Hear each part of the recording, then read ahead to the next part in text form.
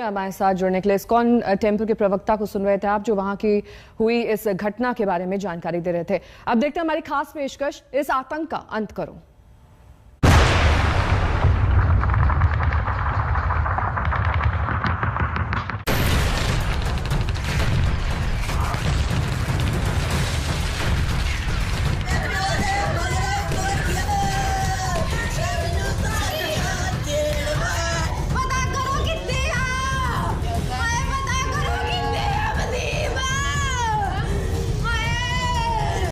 नमस्कार, मैं हूं श्वेता सिंह। बीते 30 साल में कश्मीर की शांति के लिए 5,359 जवानों ने अपने प्राणों की आहुति दी। 13,821 आम नागरिकों ने जान गंवाई। कश्मीर ने 70,000 आतंकवादी हमलों को अपने ऊपर झेला। इस दौरान 25,133 आतंकवादी भी मारे गए, लेकिन आतंकवाद की जड़ें फिर भी बाकी रह गई। अनुच्छेद 370 खत्म हुआ तो लगभग 2 साल थोड़ी शांति रही, लेकिन अब एक बार फिर से घाटी सुलग रही है।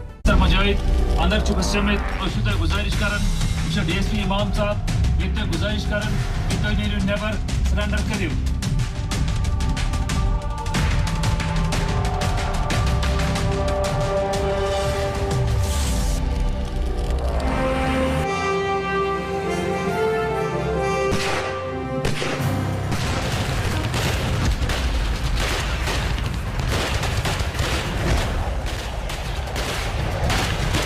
हाल के वर्षों में मानव अधिकार की व्याख्या कुछ लोग अपने अपने तरीके से अपने अपने हितों को देखकर करने लगे।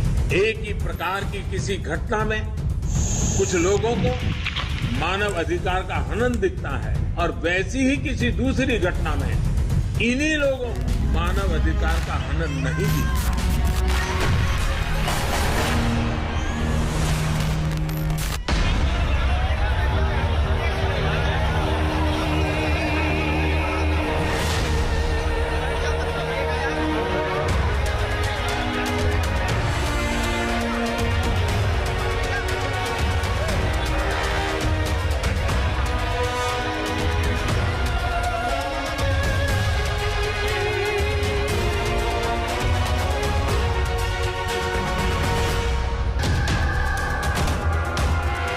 जिसने आतंक की बंदूक उठाई, उन आतंकवादियों को अंजाम तक पहुंचा दिया।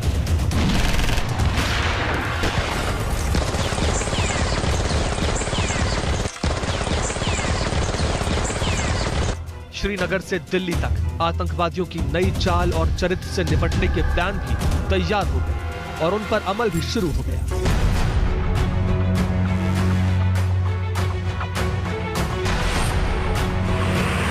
कश्मीर में आतंकी घटनाओं के जिम्मेदार पाकिस्तान को भारत का सब्र चुक जाने की चेतावनी भी दे दी। इमाम साहब तो गुजारिश करन सरेंडर हनस को तैयार। आक्रांता यहाँ आते थे, अलग अलग प्रकार की घटनाएं करते थे, उग्रवाद फैलाते थे और दिल्ली के दरबार से एक निवेदन के अलावा कुछ नहीं।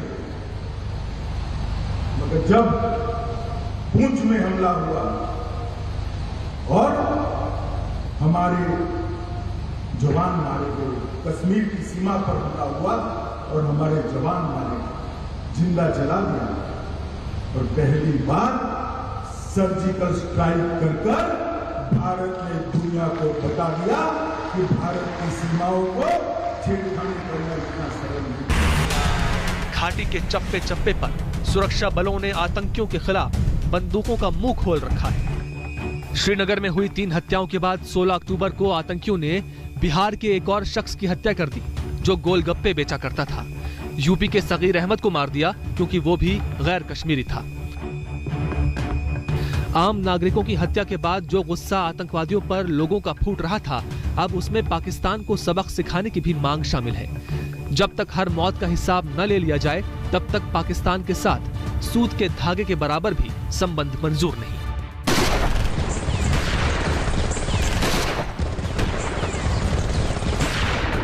ये ठीक है कि आतंकियों के दुस्साहस का जवाब उन्हें दिया जा रहा है। ये भी ठीक है कि आतंकियों के साथ सहानुभूति रखने वाले स्थानीय आतंकवाद के समर्थक भी सुरक्षा बलों और जांच एजेंसियों के राडार पर हैं।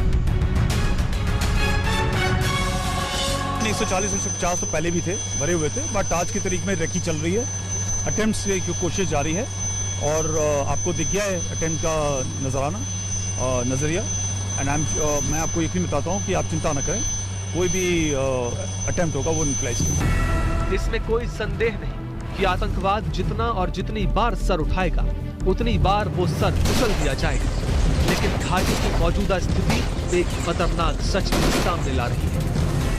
पाकिस्तान के इशारे पर आतंकी कश्मीर को दुनिया भर के आतंकियों का अड्डा बनाना चाहते हैं। पाकिस्तान के इशारे पर आतंकवादी कश्मीर के सांप्रदायिक भाईचारे को आग लगाना चाहते हैं। पाकिस्तान के इशारे पर आतंकवादी कश्मीरी नौजवानों को आतंक की नई नस्ल में बदलना चाहते हैं। आतंकवादियों ने आतंक की रणनीति बदली है। इसके बाद से बदली हुई चुनौती सुरक्षा बलों के सामने भी है। वुल्फ लोन अटैक जैसी हत्याओं को रोकना चुनौती है। हाइब्रिड आतंकियों की पहचान करना चुनौती है। आतंकवादियों के स्थानीय मददगारों को पकड़ना चुनौती है। आतंकवाद की नई चुनौती से निश्चित रूप से लड़ा जा रहा है और उसे हराने की कोशिशें भी जारी हैं। लेकिन धारा 370 के हटने के 2 साल बाद जब कड़ी सुरक्षा सामान्य सुरक्षा में बदलना शुरू हुई, तब आतंकवाद का इस रूप में वापस लौटना खतरनाक संकेत है। आतंकवादियों ने निहत्थे नागरिकों की हत्या जरूर की, लेकिन यह खुली चुनौती भारतीय सुरक्षा बलों और जांच एजेंसियों के लिए भी थी। सुरक्षा बलों और जांच एजेंसियों ने इस चुनौती को स्वीकार किया और फिर जिस तरह अपना अभियान आतंकियों और उनके समर्थकों के खिलाफ शुरू किया, वो आतंक के खिलाफ जंग में निर्णायक होगा। ढूंढ ढूंढ कर आतंकवादियों के मददगार पकड़े जा रहे हैं और चुन चुन कर आतंकवादी मारे जा रहे हैं।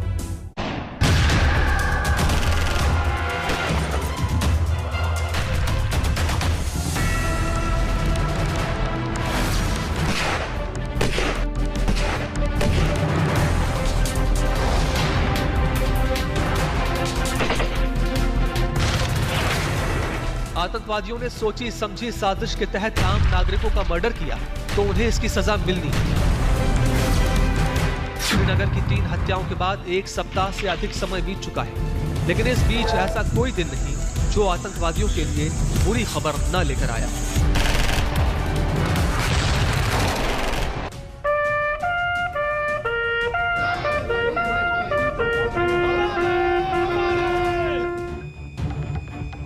आतंकवादियों से आम नागरिकों की हत्या के हिसाब के साथ साथ 2 जेसीओ सहित 9 जवानों के बलिदान का बदला लेना भी अभी बाकी है।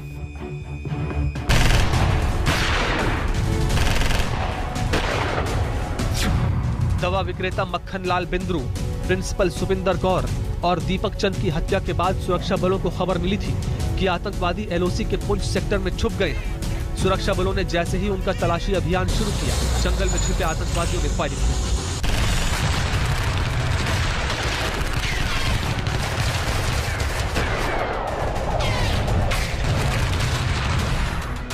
जेसीओ सहित 5 जवान बलिदान को प्राप्त हो गए। कुछ दिन बाद दिनभर गली में आतंकियों से मुठभेड़ के दौरान भी एक जेसीओ ने अपने प्राणों की आहुति दी।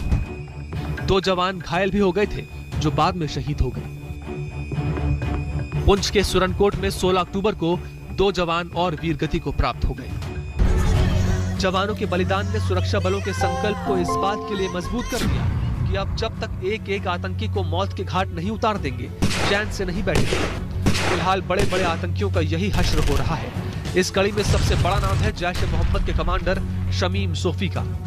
जैश कमांडर को सुरक्षा बल के जवानों ने पुलवामा जिले के त्राल में मार गिराया।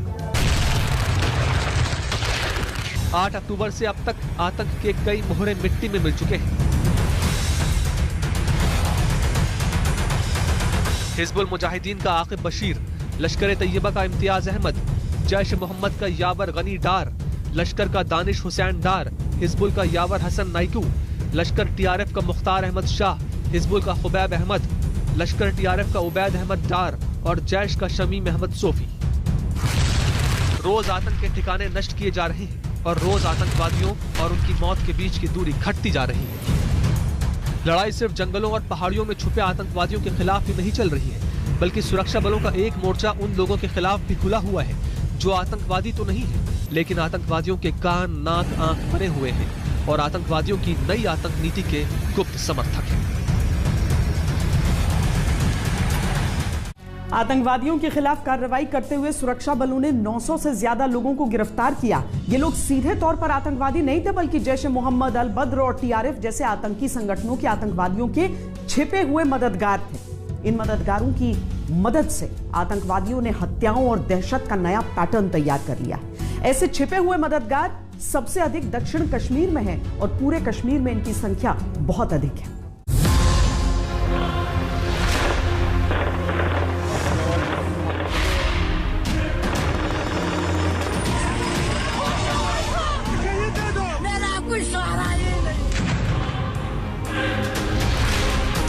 ये अतहर मुश्ताक है, जिसे इस साल की पहली तारीख को सुरक्षा बलों ने मार गिराया था। इसके साथ एजाज मकबूल और जुबैर अहमद नाम के 2 आतंकवादी और मारे गए थे। जब इनके घर वालों को इनकी मौत के बारे में पता चला तो उन्हें यकीन नहीं हुआ कि उनके बेटे आतंकवादी हैं। लेकिन जब सुरक्षा बलों ने उनकी आतंक कुंडली खोली तो आतंकवाद की नई परिभाषा सामने आई, हाइब्रिड आतंकवाद। कौन है हाइब्रिड आतंकवादी? आतंकियों ने नई रणनीति तैयार की है, जिसके तहत वो नौजवानों को आतंकियों के बड़े समूह में शामिल नहीं करते, बल्कि 2 या 3 लोगों को छोटे ग्रुप में तैयार करते हैं। नौजवानों का ब्रेन वॉश करके या दूसरी लालच देकर हत्या के लिए राजी करते हैं। हत्या के लिए पिस्तौल जैसा छोटा हथियार देते हैं जो आसानी से छुपाया जा सके, और हत्या के बाद वो हथियार वापस ले लेते हैं।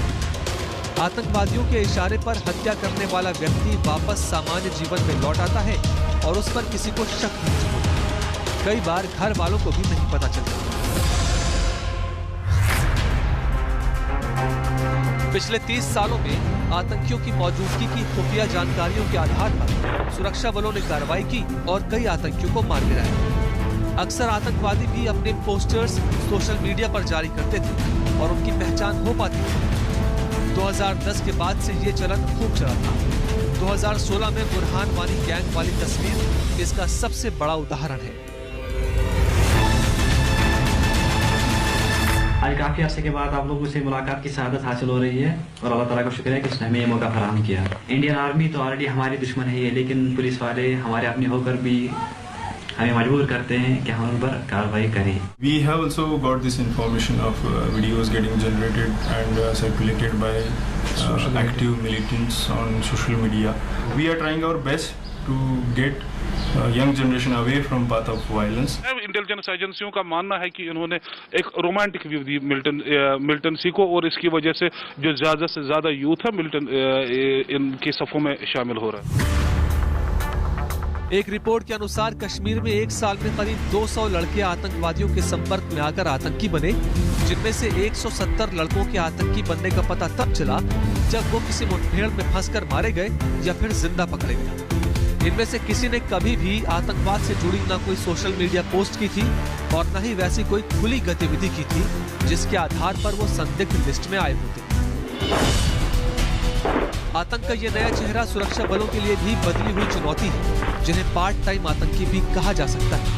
अब तक इंटेलिजेंस रिपोर्ट्स के आधार पर उन्हें आतंकियों के होने की सूचना मिलती थी और वो कार्रवाई करते थे। लेकिन ये नए आतंकवादी घरों का हिस्सा है और सबसे छुपे हुए हैं। पाकिस्तान की ये साजिश भी लेकिन अब बेपर्दा हो चुकी है और घाटी में आतंक का हर चेहरा ढूंढ कर बाहर निकाला जा रहा है। ऐसे लोगों की लिस्ट लंबी है जो रोज लंबी हो रही है। कश्मीर में आतंक की नई आहट ने पूरे देश में सुरक्षा बलों और जांच एजेंसियों को पहले से ज्यादा सतर्क कर दिया है और यह सतर्कता पाकिस्तान पर भारी पड़ रही है। कश्मीर में जो कुछ नजर आ रहा है, दरअसल उसका एक सिरा सीधे सीधे जाकर पाकिस्तान में जुड़ जाता है। इमरान खान की सरकार जिस तरह से कटघरे में है, उसके लिए खुद को सही और अहम साबित करने का एक बहुत बड़ा जरिया यह होता है कि वो कश्मीर के मुद्दे को अंतर्राष्ट्रीय तौर पर जिंदा रखे। और पाकिस्तानी फौज, उसकी तो मजबूरी है जम्मू कश्मीर के मुद्दे को हमेशा जिंदा रखना और जम्मू कश्मीर में अशांति फैलाना।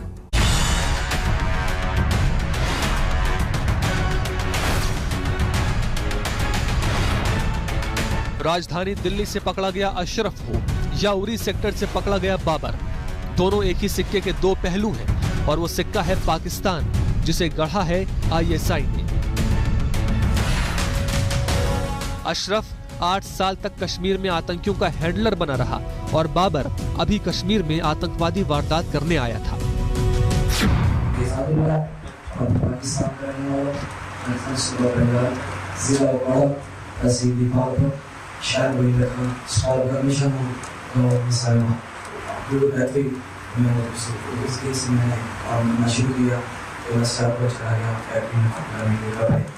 तो उधर एक आसमान में लड़का था जिससे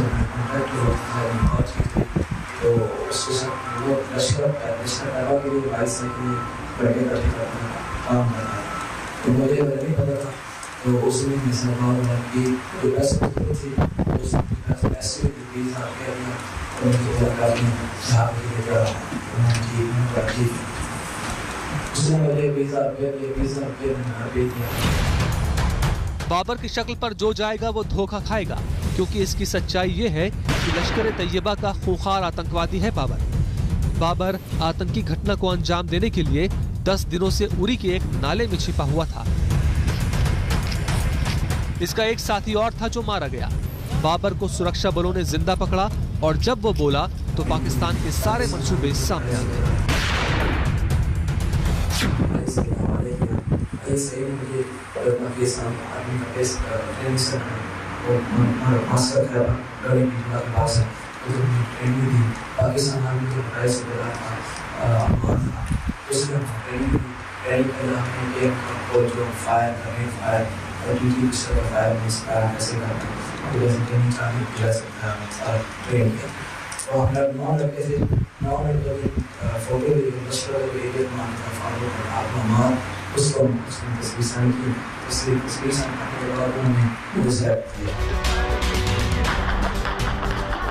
बाबर कश्मीर में पाकिस्तान की शिकस्ता ख्वाहिशों का जीता जागता दस्तावेज है और उसका बयान ये साबित करने के लिए काफी है कि अगर पूरी दुनिया में कहीं की मिट्टी आतंकवादियों को पैदा करती है तो वो पाकिस्तान है। अगर किसी देश को आतंकवादियों की पनाहगाह कहा जा सकता है तो वो पाकिस्तान है।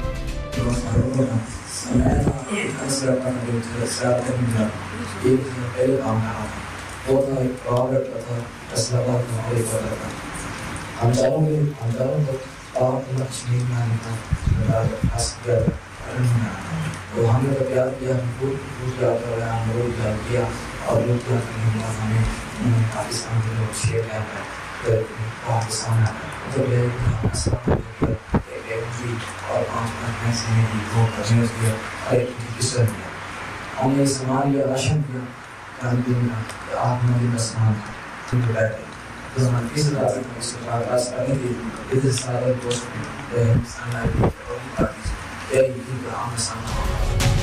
हद है फिर भी कि खुले सबूत सामने हैं और पाकिस्तान बेशर्मी से बाज भी नहीं आ रहा। कश्मीर में आतंकी भेजने वाला पाकिस्तान, कश्मीर में स्थानीय नागरिकों की जान लेने वाला पाकिस्तान, कश्मीर के नौजवानों को लगातार भड़काने की कोशिशें करने वाला पाकिस्तान दरअसल बौखला रहा है तब से जब से उसका विजन और मिशन कश्मीर धुंधला पड़ने लगा है। भारत में सुरक्षा और खुफिया एजेंसियों की लगातार कार्रवाई के चलते कई आतंकी संगठनों के निचले दर्जे के आतंकवादियों समेत उनके सरगना मारे जा चुके हैं। पत्थरबाजों का सहारा भी कमजोर पड़ चुका है। हुर्रियत जैसे अलगाववादियों की चालबाजी खत्म हो चुकी है। हथियारों और पैसों का नेटवर्क टूट चुका है। सीमा पार से घुसपैठ पर रोक लग चुकी है।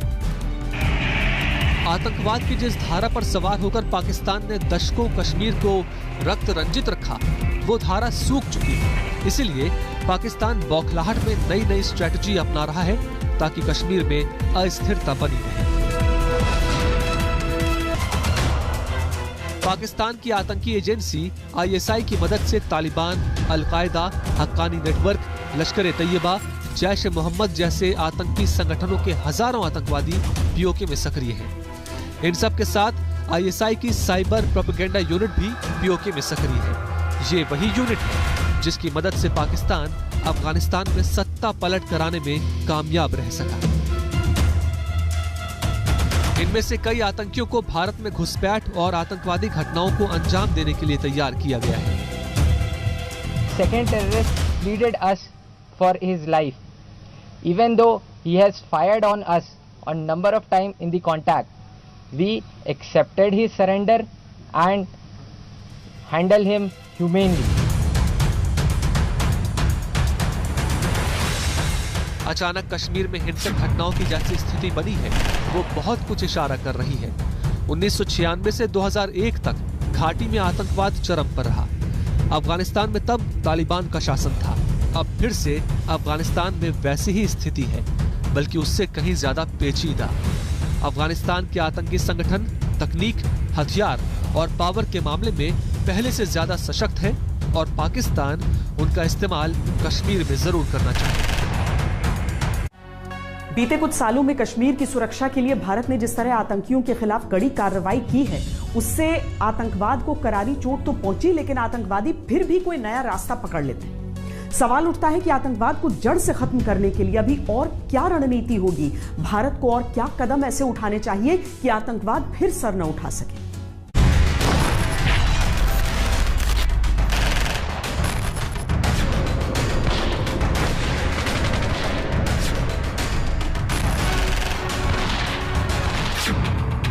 आतंकवाद का सवाल उठता है, भारतीय सुरक्षा बल जवाब दे देते हैं।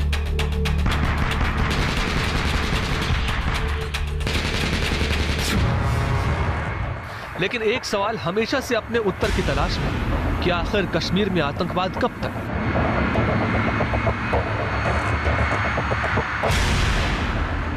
पाकिस्तान प्रायोजित आतंकवाद को आखिरी जवाब कब तक? आतंकवाद का जहां तक प्रश्न है, उसके प्रति हमारी जीरो टॉलरेंस की पॉलिसी थी, है, और जब तक आतंकवाद समाप्त नहीं होगा तब तक हमारी यह जीरो टॉलरेंस की पॉलिसी आतंकवाद के प्रति रहेगी। इसमें कोई संदेह नहीं कि आज का भारत आतंकवाद से लड़ने और जीतने में अधिक सक्षम है। इंटरनेशनल बॉर्डर और एलओसी पर बाड़ लगाई जा चुकी है। सिक्योरिटी नेटवर्क में काफी बदलाव हो चुका है। सरहदों पर सुरक्षा बलों को फ्री हैंड दिया गया है। लेकिन इन सब से सिर्फ आतंकवाद की चुनौतियों से लड़ा जा सकता है। आतंकवाद खत्म करने के लिए पाकिस्तान की नीयत और नीति को समझते हुए रणनीति बनाना बहुत जरूरी है। Pakistan desires peace with India as with all its neighbors.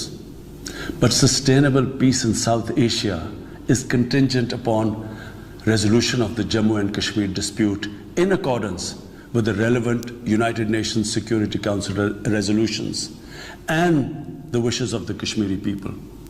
Last February, we reaffirmed the 2003 ceasefire understanding along the line of control. The hope was that it would lead to a rethink of the strategy in Delhi. Sadly, the BJP government has intensified repression in Kashmir and continues to vitiate the environment by these barbaric acts. रंग बदलता है पाकिस्तान इसी तरह। वो दुनिया को दिखाना चाहता है कि वो बदल गया है, लेकिन भारत में जिंदा पकड़े जा रहे पाकिस्तानी आतंकवादी उसके चेहरे से बदलाव का नकाब हटा ही देते हैं। पाकिस्तानी नेशनल को कल स्पेशल सेल की एक टीम ने अरेस्ट किया है। इस टीम को सुपरवाइज ललित नेगी और हृदय भूषण एसीपीस कर रहे थे। ये पाकिस्तानी नेशनल पिछले एक डिकेड से ऊपर से इंडिया में रह रहा था और इंडियन आइडेंटिटी एक्वायर की हुई थी। इसके इंस्टेंस पे AK-47 मैगजीन्स, पिस्टल्स 2 और कार्ट्रिजेस और एक ग्रेनेड रिकवर किया गया है। हक्कानी नेटवर्क और अल-कायदा कश्मीर में जिहाद की अपील कर रहे हैं और ये किसको नहीं पता कि ये आतंकी संगठन पाकिस्तान के इशारे पर काम कर रहे हैं। हक्कानी नेटवर्क के आतंकियों को तो प्रशिक्षित ही ISI ने किया है। यानी एक तरफ सीज फायर सम्मान का ढोंग और दूसरी तरफ लगातार कश्मीर में आतंकी साजिश।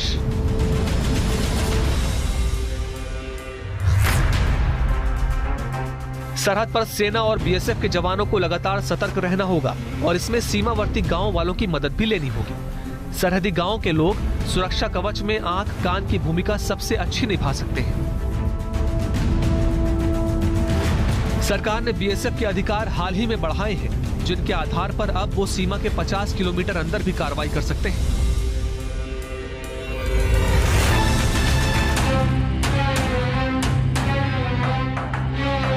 आतंकवादियों से बड़ी समस्या वो लोग हैं जो उन्हें गुप्त समर्थन देते हैं। कई बार ये समर्थन छुपने की जगह देना, घेरे जाने पर बचाव का माहौल तैयार करना, हथियार और धन उपलब्ध कराना, खुद आतंकी गतिविधियों में शामिल होकर फिर सामान्य जीवन में लौट जाना। इससे इनकार नहीं किया जा सकता कि पत्थरबाजी में कमी आई है, लेकिन इससे भी इनकार नहीं किया जा सकता है कि पत्थरबाजी की जगह कॉन्ट्रैक्ट किलिंग ने ले ली हो और वही आतंकवाद की नई रूपरेखा में नजर आ रहा है।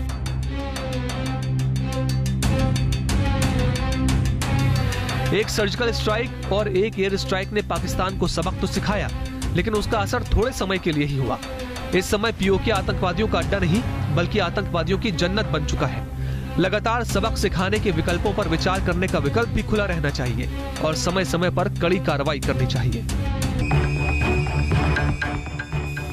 पाकिस्तान के खिलाफ अंतर्राष्ट्रीय स्तर पर भारत को लगातार आक्रामक बने रहने की जरूरत है और जरूरत है हर बार उसे एक आतंकी देश साबित करने की मांग करना।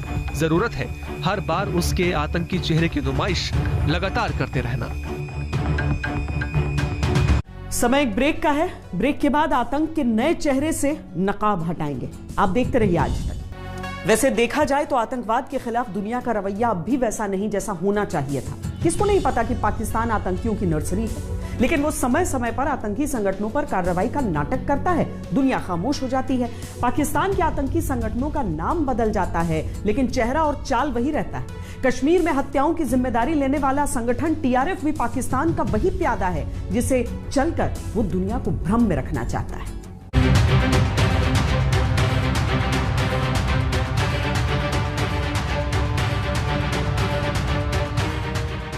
बस सोचने की जरूरत यह है कि जहां आतंकवादी होते हैं वहीं पाकिस्तान क्यों होता है, या जहां आतंकवाद होता है वहां पाकिस्तान की भूमिका क्या होती है। या किसे नहीं पता कि कश्मीर में जो द रेजिस्टेंस फ्रंट जैसे आतंकी संगठन है वो कहां से आते हैं और किसके इशारे पर काम करते हैं। पाकिस्तान ड्राइव कर रहा है, वो टेररिस्ट को बता रहा है कि आप ये सिलेक्टिव किलिंग्स करो ताकि जो रिलीजियस डिवाइड है वैली में, जो पिछले 8-10 साल से नजर नहीं आई, वो दोबारा से रिवाइव हो और दोनों पार्टियों के शक बढ़े, आपस में जो अच्छे रिलेशन है वो खराब हो ताकि हालात बिगड़े। वो नहीं चाहता कि हालात कश्मीर में सुधरे, इसीलिए उधर से ड्राइव हो रहा है और इसमें कोई प्रॉपर्टी रिलेटेड नहीं है। वो चाहता है कि सारे कश्मीरी पंडित, सिख और नॉन मुस्लिम्स वैली छोड़ के भाग जाएं। कश्मीर में हाल की हत्याओं की जिम्मेदारी टीआरएफ नहीं ली। टीआरएफ का नाम सबसे पहले 2020 में कोविड के दौरान आया था, जब इसने जगह जगह हमले किए थे। असल में टीआरएफ पाकिस्तान के आतंकी संगठन लश्कर-ए-तैयबा का हिस्सा है और इसमें लश्कर के अलावा जैश-ए-मोहम्मद, अल-बद्र, हिजबुल मुजाहिदीन के आतंकी भी शामिल हैं। पाकिस्तान ने अंतर्राष्ट्रीय समुदाय को धोखा देने के लिए टीआरएफ तैयार किया है, जिसके आतंकी टारगेट हिटिंग की आतंक नीति को फॉलो कर रहे हैं। इसके अलावा इनका काम आतंकी ट्रेनिंग से लेकर स्लीपर सेल तैयार करना भी है। तो ये एक डेवलपमेंट का माहौल जो है पाकिस्तान की आईएसआई देख नहीं पा रही है, पाकिस्तान की आर्मी देख नहीं पा रही है। वो एक नए अभी आतंकवाद को फराना चाहते हैं पर वो काबिलियत नहीं है। पाकिस्तान में हाल ही में लश्कर-ए-तैयबा का नाम अल बर्क और जैश-ए-मोहम्मद का नाम अल उमर मुजाहिदीन कर दिया है ताकि एफएटीएफ जैसे संगठनों की निगाह से बच सके। उसकी ये चाल पुरानी है, लेकिन ताज्जुब इस बात का है कि दुनिया फिर भी खामोश है। कश्मीर की नई चुनौती भारत के सामने है। सुरक्षा बल एक्शन में है। बारी आतंकियों की टीम के ऑल आउट होने की है। आम कश्मीरी लोकतंत्र में आस्था रखते हैं और कश्मीरियत के साथ जीवन बिताना चाहते हैं। आतंकवादी उनके जीवन में बम, बंदूक और बारूद की अहमियत बनाए रखना चाहते हैं ताकि कश्मीर में अस्थिरता रहे और जिंदा रहे पाकिस्तान के लिए हमेशा कश्मीर का मुद्दा। लेकिन भारतीय सेना, भारतीय सुरक्षा बल ऐसा होने नहीं देंगे। आज के लिए इतना ही। बाकी खबरों के लिए देखते रहिए आज तक। आज तक बेमिसाल 20 साल।